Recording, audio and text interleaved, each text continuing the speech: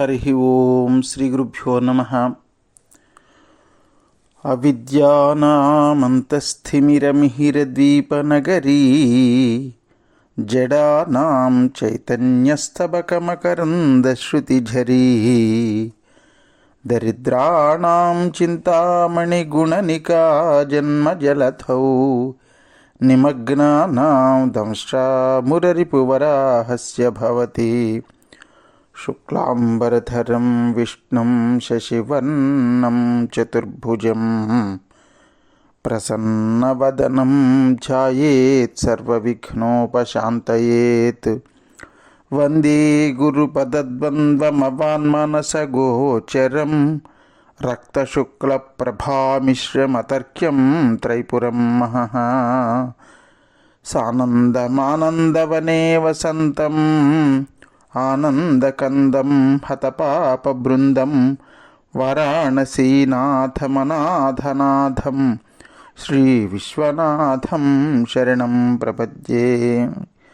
విశ్వేశం మాధవం ఢుంఢిం దండపాణిం చ భైరవం వందే కాశీం గుహాం గంగాం భవానీం మణికర్ణికాం.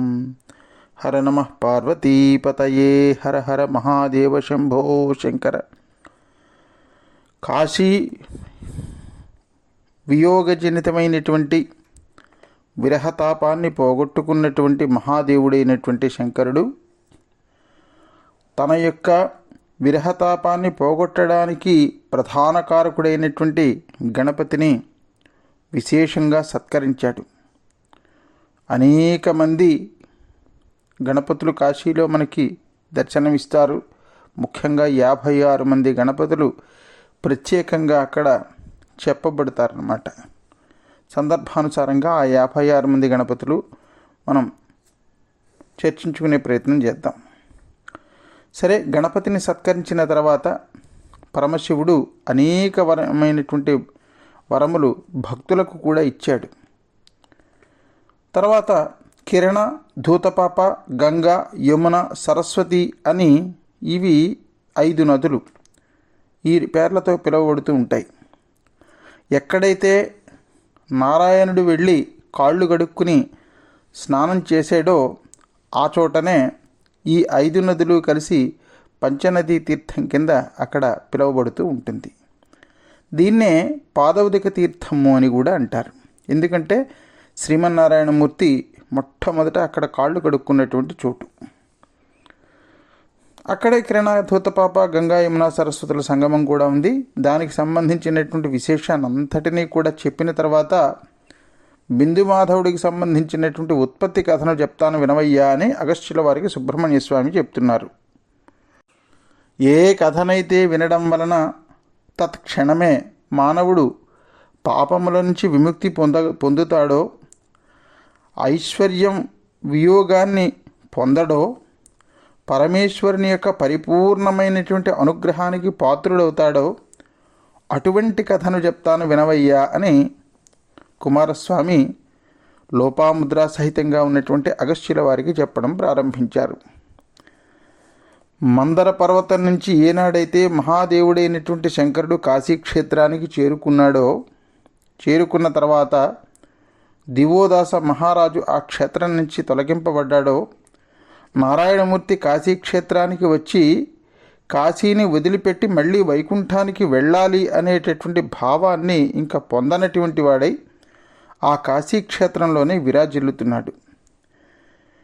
శ్రీమన్నారాయణుడు కాశీ గురించి ఏం చెప్తాడో తెలుసా అండి?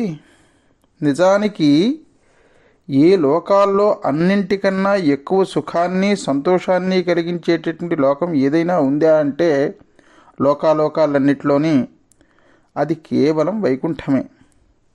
కానీ ఆ వైకుంఠాన్ని కూడా ఈ పంచనదులతో కూడినటువంటి కాశీక్షేత్రాన్ని చూశాక ఆ వైకుంఠం నాకు ఎందుకో అనిపిస్తుంది, దీనికన్నా ఈ వారణాసి క్షేత్రం కన్నా, పంచనదీ తీర్థంతో కూడుకున్నటువంటి కాశీక్షేత్రం కన్నా ఆ వైకుంఠం తాలూకా వైభవం చాలా తక్కువ అని నాకు అనిపిస్తుంది అని శ్రీమన్నారాయణుడు చెప్తాడు. శ్రీ మహావిష్ణువు మనకు తెలిసినటువంటి విధంగా వైకుంఠంలో నివసిస్తాడు, పాలసముద్రంలో కూడా నివసిస్తాడు. పాలసముద్రం ఆయన అత్తవారిలు కదా, అప్పుడప్పుడు పాలసముద్రంలో కూడా మనకి నివసిస్తూ ఉంటాడు.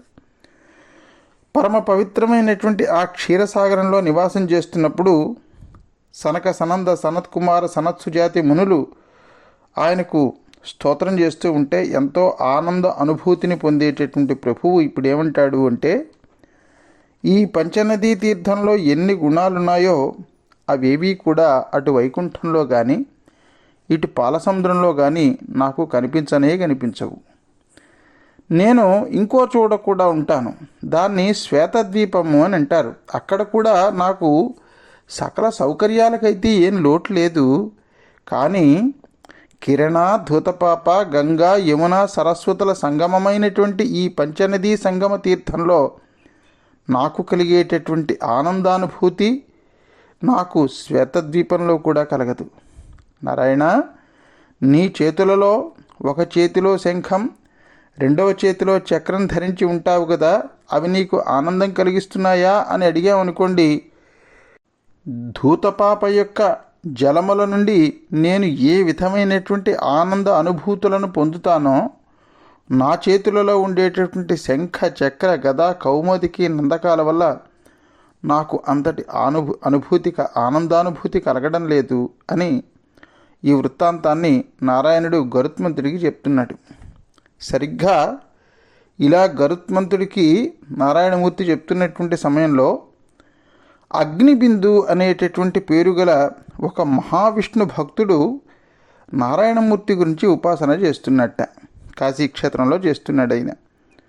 అనేక వందల సంవత్సరములు నారాయణమూర్తి గురించి అగ్నిబిందు తపస్సు చేశాడు.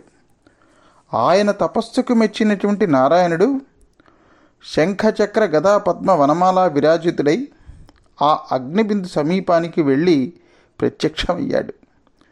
అగ్నిబిందు వచ్చినటువంటి నారాయణమూర్తిని చూశాడు. కళ్ళు తెరిచి చూసిన వెంటనే దీర్ఘదండ ప్రణామం చేశాడు, సాష్టాంగ ప్రణామం చేశాడు. చేసి పరమ అద్భుతమైనటువంటి స్తోత్రం చేశాడు ఆ నారాయణమూర్తికి.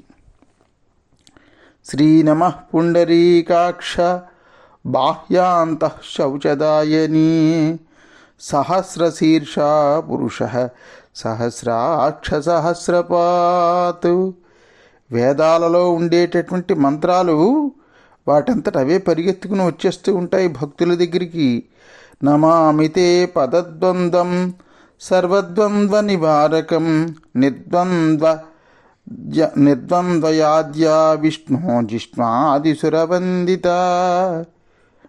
ఆయన అంటాడు, అగ్నిబిందు వచ్చినటువంటి నారాయణమూర్తికి సాష్టాంగ నమస్కారం చేసి, హే ప్రభో, వేలాది శిరస్సులు గలవాడవు నీవు అంటాడు. 1000 శిరస్సులని అన్నాడు, వేలాది శిరస్సులు గలవాడవు. ఎన్నున్నాయో తెలియదు. సహస్రము అంటారు సంస్కృతంలో. సహస్రము అంటే 1000 అని ఒక అర్థం వస్తుంది, సహస్రము అంటే అనంతము అని కూడా అర్థం వస్తుంది. 1000 నామాలు చెప్పిన తర్వాత, మహాప్రభో నువ్వు సహస్రనామధేయుడివి అని నేను నీకున్నటువంటి 1000 నామాలు నేను చెప్పాను. ఈ 1000 నామాలు చెప్పిన తర్వాత ఇంకా చాలా ఉండిపోయాయి, నువ్వు అనంతనామధేయుడివి అంటాడు భీష్మ పితామహుడు శ్రీకృష్ణుని ఎదురుగుండా పెట్టుకుని ఆ విష్ణు సహస్రనామాలు చెప్పేటప్పుడు. అందువలన ఇక్కడ అగ్నిబిందు కూడా ఏమంటున్నాడు, హే ప్రభో, నువ్వు వేలాది శిరస్సులు కలిగినటువంటి వాడివి, అనేక వేల కన్నులతో అనేక వేల పాదాలతో విరాజిల్లుతున్నావు. దీని అర్థం ఏమిటో తెలుసా అండి? ఆయనకి వేలాది శిరస్సులంటే ఏమిటి? వేలాది కళ్ళు, వేలాది పాదాలు అంటే ఎన్ని వేలో కూడా లేదు, ఎన్ని కోట్ల వేలో లేకపోతే ఎన్ని కోట్ల వేలో అనంతమైనటువంటి శిరస్సులు. దీని అర్థం ఏంటంటే మనందరిలో కూడా శ్రీ మహావిష్ణువు కొలువై ఉన్నాడు అనేటటువంటి అర్థం మనం గ్రహించాలి ఇక్కడ. అప్పుడు ఇన్ని కోటాను కోట్ల జీవుల యొక్క పాదములు, ఇన్ని కోటాను కోట్ల జీవుల యొక్క నేత్రములు, అవే కళ్ళు, ఇన్ని కోటాను కోట్ల జీవుల యొక్క శిరస్సులు ఎవరివి అవుతాయి? శ్రీ మహావిష్ణువే అవుతాయి. ఇలా విశ్వరూపాన్ని ధరించినటువంటి నిన్ను స్తుతించడం నా వల్ల అవుతుందా స్వామి? బృహస్పతి సైతం నిన్ను స్తుతించడం తన వల్ల కాదంటాడు. ఈ అగ్నిబిందు అని పిలువబడేటటువంటి నేను నిన్ను ఏమని స్తోత్రం చేయగలను?